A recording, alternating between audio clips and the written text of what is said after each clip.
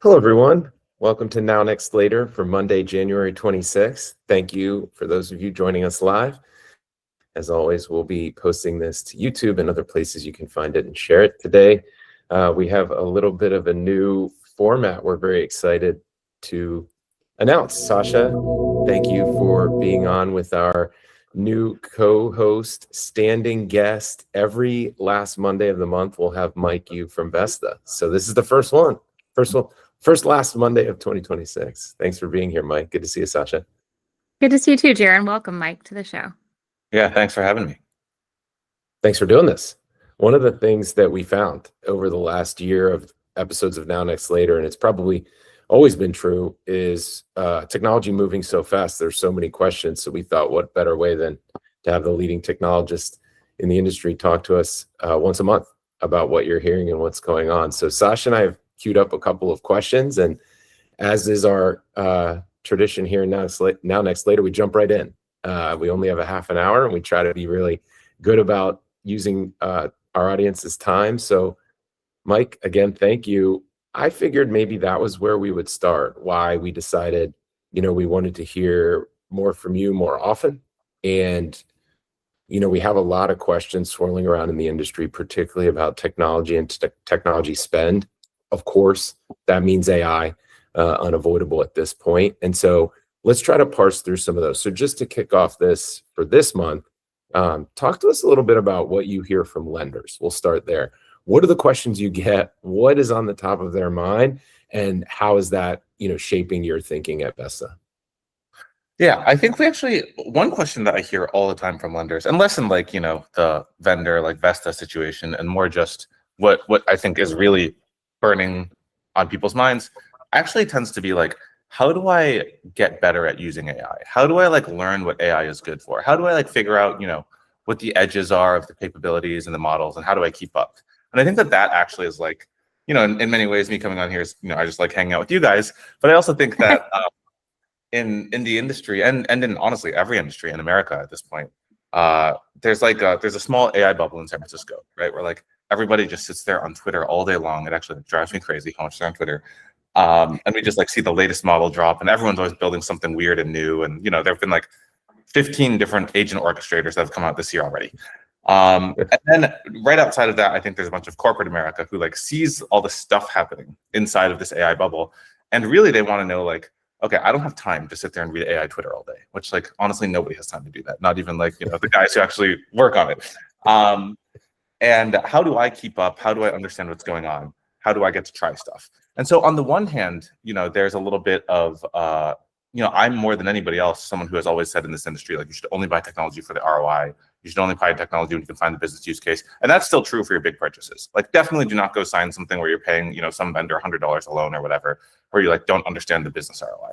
But I think that ways to start small. A lot of these small AI personal assistant tools, whether that's using the basics of ChatGPT or Claude, or using Granola to take notes, or trying Cursor or Windsurf to do some vibe coding and those kinds of things. I think that those are actually really good things that I'm seeing a lot of people do, and they should be doing. It's how can I start small and just try it?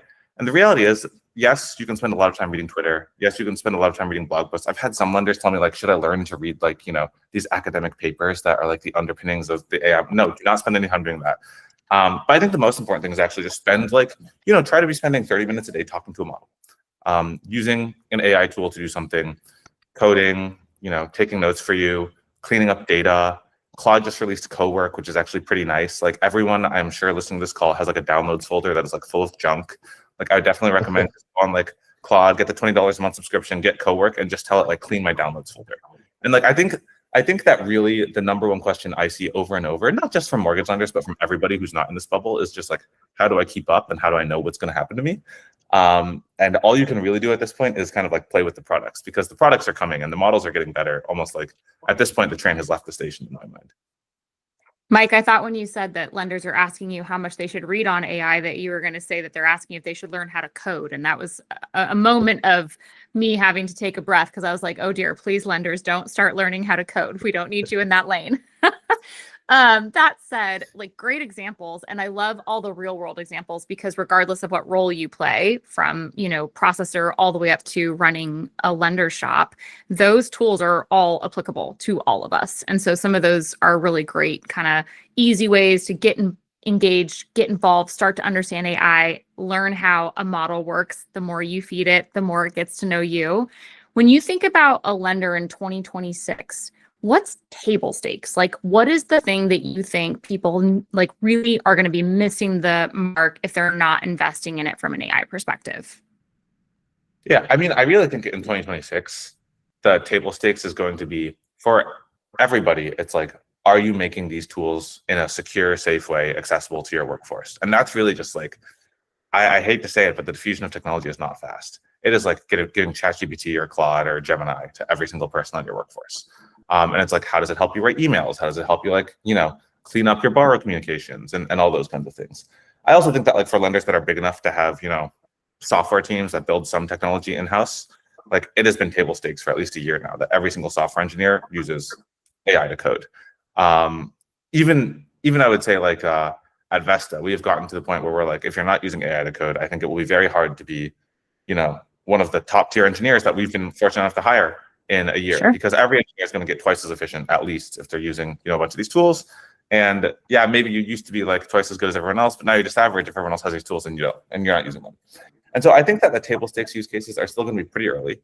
I think that when you learn more about these agent products and these AI models, it is just so important that you can give them the right context. And so actually using AI in the loan manufacturing process, I think is still going to prove pretty difficult for people in 26 because you've got to figure out how to get the context. Of course, at Vesta, we decided, like, if you switch your whole LOS, of course, you get the context. That's probably not the only way, but that's like the only obvious way that I know of.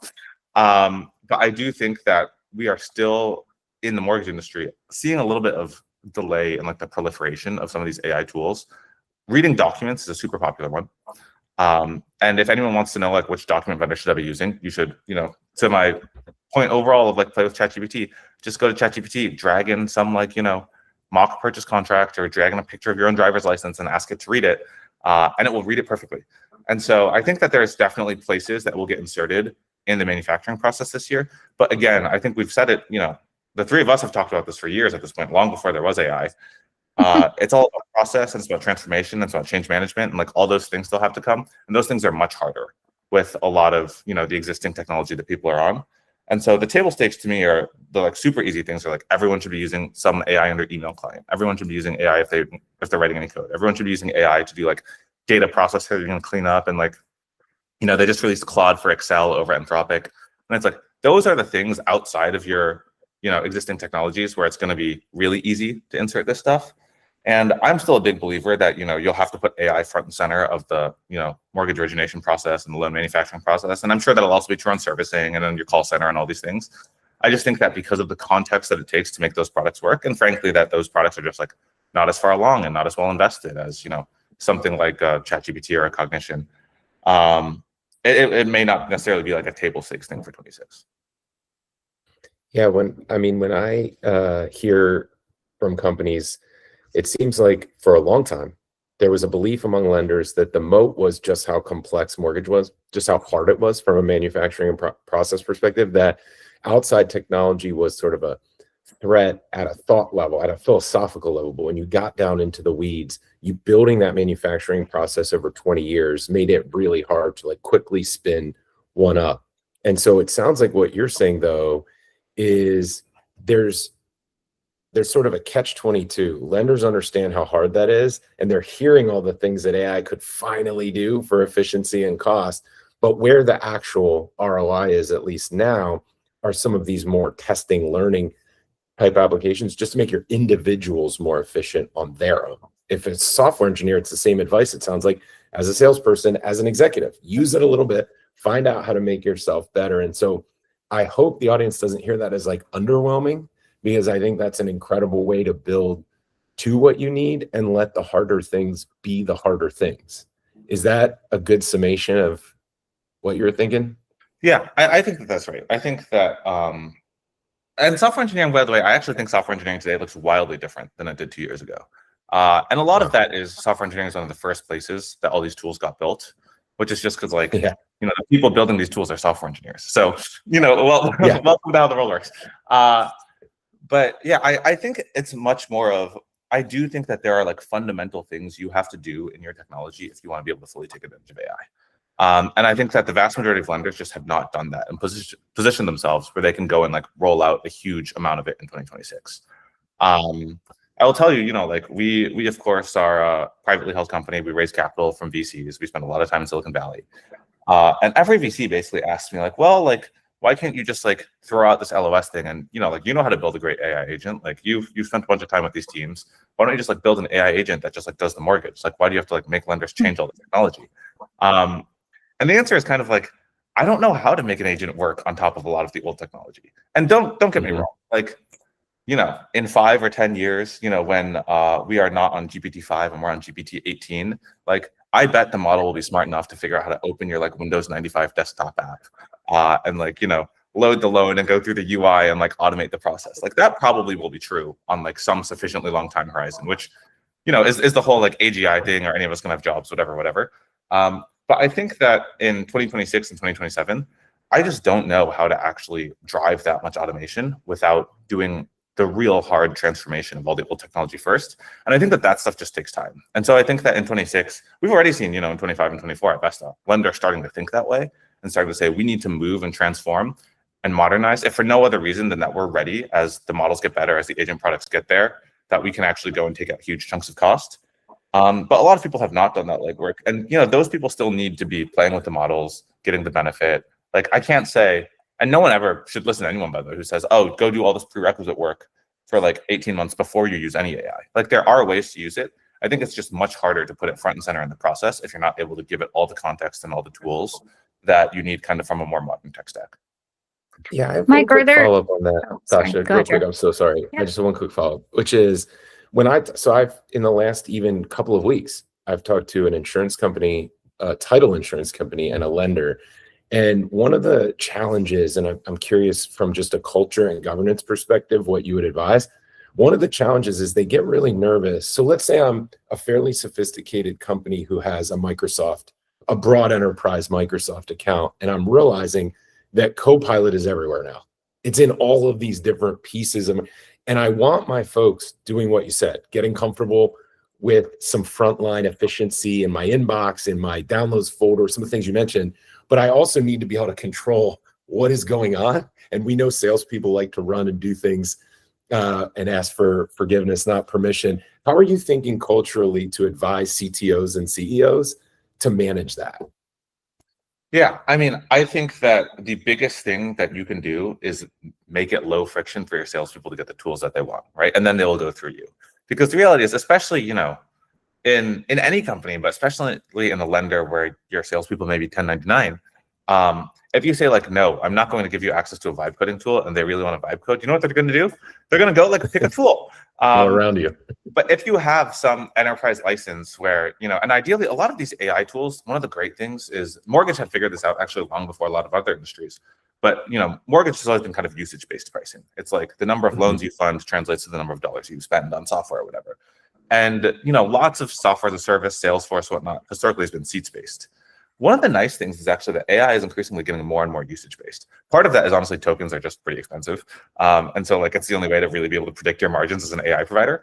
But it means that you can kind of like do these very low commitment contracts with a bunch of these like, best-in-class AI providers, a Clay, a Granola, Cursor, like those kinds of things.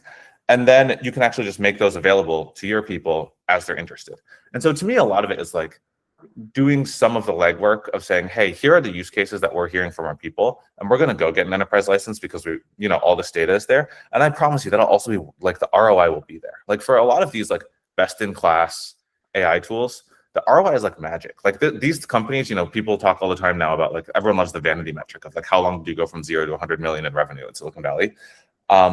These things go from 0 to 100 million in revenue for a variety of reasons, but definitely one of the reasons is they're super, super valuable. Like the ROI is just super obvious. Like trying to be a software engineer, software engineers make a lot of money before your $20 a month Cursor license and after your $20 a month Cursor license. It's like, the ROI on this probably 1,000x.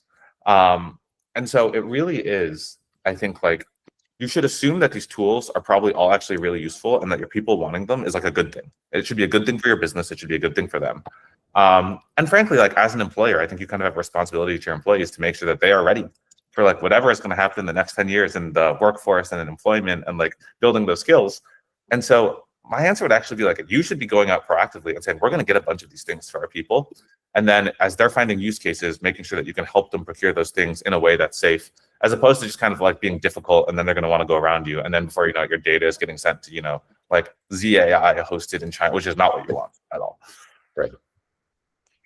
Actually, I had a question, but I'm going to hold it because I want to pivot a different direction. Mike, you talked about assumptions that lenders have made and getting these tools into salespeople or other people's hands quickly just so that they can start to, again, learn, gain access. What assumptions have we maybe made in mortgage, I'll say in general, that you think are wrong about AI and investing in AI?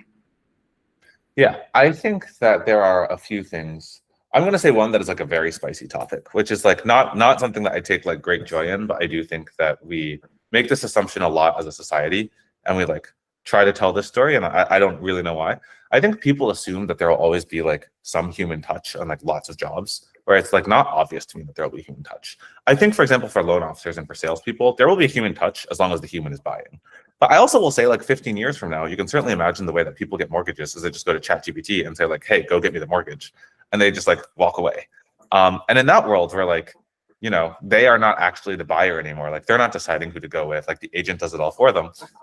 You know, I don't know if you need the human touch even in the sales process, but in things like, you know, back office and like closing, I do think that there is a tendency by people, and this actually starts to get very philosophical, where there's a question which is like, do you really believe that there's anything going on inside your brain other than like a bunch of neurons firing and like a bunch of, you know, electricity and fluid?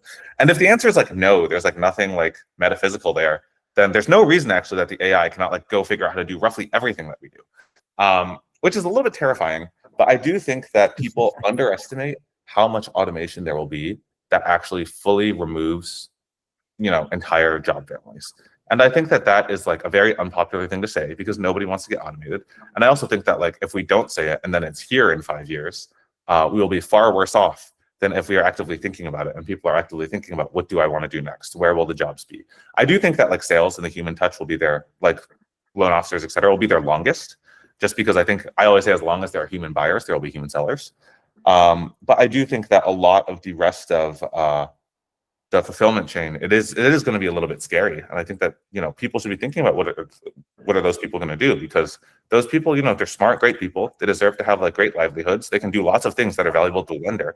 But like sitting on the manufacturing line may not be that valuable or interesting for those people in like 3 or 4 years. Yeah. I love that because it brings up a really critical point about types of mortgages too. I think you are spot on that we tend to talk about fulfillment in a very one-size-fits-all way. And what we're seeing now is refi is almost a different thing than purchase. Purchase is almost a different thing than condo. Condo is a different thing than renovation or fix and flip. Like there are now becoming these really specific lead funnels and processes that almost make it an entirely separate manufacturing line, or in some cases an entirely separate company, to be perfectly candid. And so I think that's kind of what you're saying. If, you know, if somebody can have, I like to think of hospitality as a decent example, particularly like hotels and Airbnb. If a CEO can tell their assistant, go get me Airbnb, you don't have to see a person, right? Somebody texts you the code, it pops in your app, you show up at the house, you walk in with the code, you leave when you're done. You didn't, other than your personal assistant, which could be an agent, to your point with credentials, you didn't actually see a person and you went into a whole different geography, walked in a house, stayed there and left. And so I think if we think of fulfillment that way, it pops it, you know, you ask the question, it pops in your app, you follow the code, you get what you need. We have to start thinking about the business differently. And Sasha, I know you were going to chime in, so I didn't mean to. No, it was actually a perfect segue into what I was going to say, which is, again, as a lender, if I'm sitting out there thinking about, okay, if this is where the world is going, and I love Alan's comment, it's unpopular, but true. I think maybe because we are all a little bit scared about becoming obsolete or what a world looks like run by robots. But if that's where we're headed, regardless of how quickly or how much we get there, and we can have that debate later over, coffee or drinks at a conference, where am I thinking about investing or not investing my money this year, to your point, right? Like, obviously those easy tools I get, but in the loan manufacturing process, if I'm not exploring Vesta yet, you're welcome. And I don't have an LOS that's got that intuitive context built in. Where is my best bet to really be making sure I'm focused with that investment, both in where I spend, but also where I don't spend? Yeah, I think that the ROI this year, there probably will be some good marketing ROI. And I think that that's because this year people will still be early. I will say that, in SaaS, like the analogy is in 2017, 18, cold emails used to work. In this industry and lots of industries. I think everybody listening to this is 100% confident that in 2026, cold emails do not work. Because, I was sitting with, Justin Messer at a conference once, and he was like, you want to see how many cold emails I've gotten in the hour we've been sitting here? And it was like 100. And I was like, obviously, like, nobody is reading these things anymore.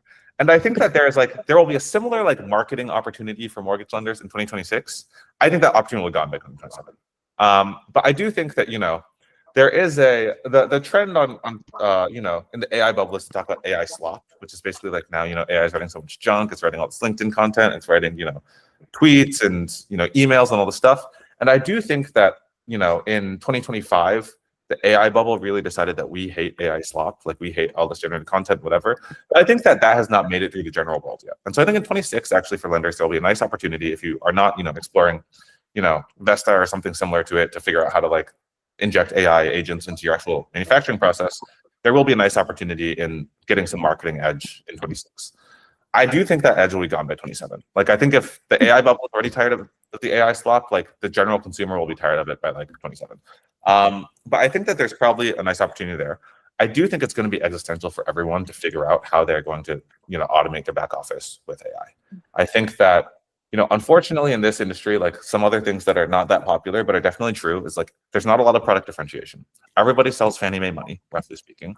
It's 30 years. I can tell you what the price is because you can go on CNBC and there's like a freaking rate of like, what the 30-year fixed mortgage is. When the price of your industry is on CNBC every morning, probably you are not competing that much on price or on product. And so when that's the case, what do you really have left? It's like all these guys are basically competing on like, it's a cost stack. And so as a mortgage lender, the reality is, and most lenders have realized this, your cost structure kind of becomes your destiny, and you have to figure out how to squeeze that cost out. And you can make some progress this year, but I think a lot of the foundational work to say we're going to take all $3,400 of ops out, or we're going to take 3,000 of it out, or whatever. It is kind of like a groundwork you have to lay before you can put in a bunch of AI. I think those two, like that, is going to be the long term. The people who get there first are going to be able to gain a lot of share. And I think there'll be lots of tricks on the way there. Like this year, I think that some AI marketing content mill is like probably actually going to be a pretty good way to grow, at least for like. No, now my concern is hopefully not that many people listen to this podcast, because if like, all top 100 lenders listen to it and they all do it, then like this advantage may only last like 2 months, But I do think that at the end of the day, you have to get your costs right. And I think AI is a great opportunity for that. And I think that in the marketing sphere, there will be something good there for maybe about a year. And I think it really depends on like how many people listen to this and decide they're going to go do it. And generally speaking, like the world moves pretty fast here. I wouldn't be that surprised if 6 months. I was going to say 2 months is pretty long for an AI trend, Mike. So it is crazy. Yeah, I mean, I think one of the things I'm hearing is the up funnel competition is already getting fierce before you start the AI conversation. And so when you have that level of focus and investment by really big companies up funnel, that demands you react somehow to that in the market.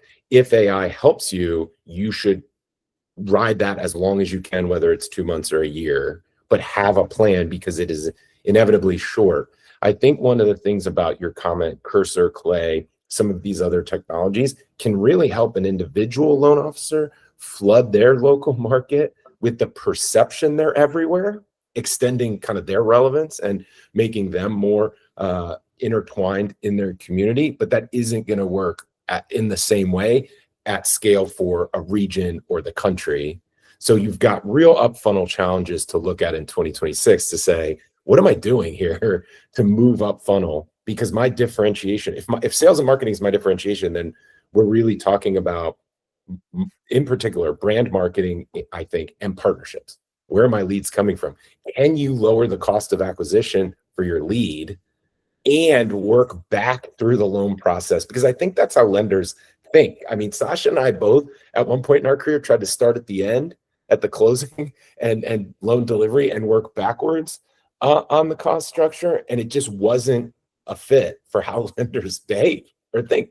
It's front, like start up front with the data, start up front with your cost of acquisition, and then look, how does that flow through and where can I pick up points as now that I've done this sort of are up front. I think that's probably what I'm hearing in the sort of voice of the lender. Yeah, the problem, Jeremy, and you're exactly right. It's like, how can you get up funnel? What are those partnerships? The problem is there just aren't that many partnerships, right? Like, I think obviously, we both know Mike at Sage, and he's done a great job. That Robinhood partnership is like a huge get. Robinhood is amazing, company with a ton of consumers on it, consumer eyeballs. They trust them for financial services, all that good stuff. There's only one Robinhood partnership. Like, yeah, maybe someone's gonna be like, all right, I'm gonna go try to get a Schwab partnership, but there's just not that many of these things actually to go around. And I am completely confident that it's not like, Mike is sitting there at Sage like, oh, I did Robinhood, I'm done. Like, I'm sure he's going after Schwab and everyone else, right? And so it definitely is, there definitely is like a, hey, can you attach yourself to these partnerships, to these differentiated distribution channels? But it's just like, that's a competitive world too. And so I do think that there is a big, and I do think a lot of being able to get those partnerships is going to be about being the lowest cost provider. Because to a consumer today in this very fragmented local real estate world, yeah, maybe like they'll pick your loan officer over someone else because they want someone that they trust, etc. But if you really think this is going to get more digital, it's going to be more AI, it's going to be more. And the problem is, like everyone's AI loan officer kind of has the same personality for the most part. Like, yeah, I know all these like Sierra's promising they're going to like train their brand into your model and stuff, and maybe that will work. But like, everybody just has Claude's personality today, and so. If a lot of that stuff starts to get thinner and thinner, like if you're Robinhood or you're Schwab or you're at Costco and you're like, who am I going to pick as my mortgage, as my like mortgage provider, you're probably just mostly running a bidding war. And so it all is going to come back down to cost structure, especially in these partnerships. Yeah, Mike, it's a really good point. And it was something I was going to ask you. So I'm glad you leaned into it because maybe you're answering it for me. But when you talk to executive buyers and they think about the cost to originate and like taking cost out of the process versus the risk that I introduced by adding AI versus is this going to actually help me bring in more revenue? Are they prioritizing one over the other? And I know a little bit I might have put the cart before the horse with your answer there, but like, are they prioritizing the cost to originate and pulling cost out of that process? Or do you see them prioritizing all three? Like what's that conversation look like? I definitely think lenders, when they talk to us, are prioritizing cost and some risk. I think that, people definitely talk about how they want to grow revenue. The reality of growing revenue is a lot of that is not necessarily technology. A lot of that is like, hiring, it's finding the great recruiter, it's finding the partnerships. I also often remind lenders that like a lot of your ability to go and get more revenue is your ability to lower costs, because it is kind of like a commodity business. One good example is like if you can be the low bidder on, the next big partnership that wants to get into mortgage. Opendoor just announced their Lennar thing. Like, I'm sure that what Opendoor had to pay per mortgage is like a sizable component, or what they made per mortgage is a sizable component. So there's an economic piece. And then the other thing, like I really hate to say it because I always used to complain in this industry. I was like, I'm going to save a lender $1,000 a loan, and they're going to turn around, they're going to bid up their LO comp $500, and they're going to get the people across the street. And like, they will, and that also kind of is how you grow revenue. So in this industry, like those two things are not as far apart as you think. I do think that I have seen a large wave of forward-thinking, very smart lenders increasingly worry less about the AI risk. They often say like, well, I have a human doing it, and that human is risk. And I think that, I've made a self-driving car analogy, I feel like 100 times now in this industry, but it is true. It's like when I get in a Waymo, yes, I'm sure there's like some AI risk. It is way, way safer than some of these Uber drivers in San Francisco, I promise. That's not giving me enough confidence to get in one yet, but I appreciate the thought. I'll consider it. Yeah, we'll keep using that example because I was like an early adopter. I don't mind at all. Cool. If you're going to charge me half of the Uber cost, I'm sold. And I'm still scared I'm getting locked in, Jeremy. Yeah. Jeremy, the Waymo is more than the Uber. The Waymo is so much better of a product that the people of San Francisco will pay a premium for it. Wow. I have not experienced that yet. I've only ridden in Phoenix and Austin, but it was mostly on curiosity and then followed by that cost once I realized, but they were subsidizing it, I'm sure, which I think is what you're saying can happen here. We are actually seeing lenders subsidize to a degree, trying to get a wedge into those partnerships, into those up funnel opportunities. And that is going to really create kind of a volatility in 2026, because if somebody's willing to underpay at first, and then they'll have to slowly ratchet up the cost, how you see those populations move around or how you see shopping change. I mean, I think one of the things I'm going to take away from this conversation is to think more about shopping, because how that happens will determine where these big partnerships flow and where lenders should be thinking about cost as it relates to getting in front of people. The other thing I remember from the Rocket days, which again, humans don't change that much, is there's a real fear that there's no upside to being early, because somebody might change their minds. Somebody might get distracted. If I spend too much time too early, then I'll lose them, or it won't be as effective in my conversion. And then others are taking the opposite approach. I need to be way early, and it's on me to engage and never lose them. I think that will be a really fascinating trend, because this industry is used to 30 to 60 days out tops. And now we're talking about a year out. What are you going to do with that lead? Totally. There's and can AI help, or can any technology help? I mean, there's a lot of AI friendship apps. If lenders like built an AI friend, like I will take the extreme, which is if you got to the customer a year early and you were their AI girlfriend for a year, they will probably do their mortgage. Yeah, mortgage girlfriend. That's a great teaser to end on, so that we can keep this conversation going month after month. So thank you everyone for listening. Mike, I know I got a tremendous value out of our time together. I always do. And so I know our audience did too. So submit your questions, post comments on the LinkedIn version and YouTube versions of our show, and we'll have Mike back with more of these hot topics. Thank you, Sasha. We'll end it with takeaway mode to the Super Bowl in Santa Clara, since Alan's upset that we didn't talk about sports or weather. So whether you're rooting for Broncos or Pats or Seahawks, just takeaway mode. Let's get that in there and report back to us on Now Next Later. What was your experience, so that we can incorporate it into a future show? Exactly. Good to see you, Jerry. All right, thank you, everyone. Awesome. Talk to you soon. Thanks, guys. Bye.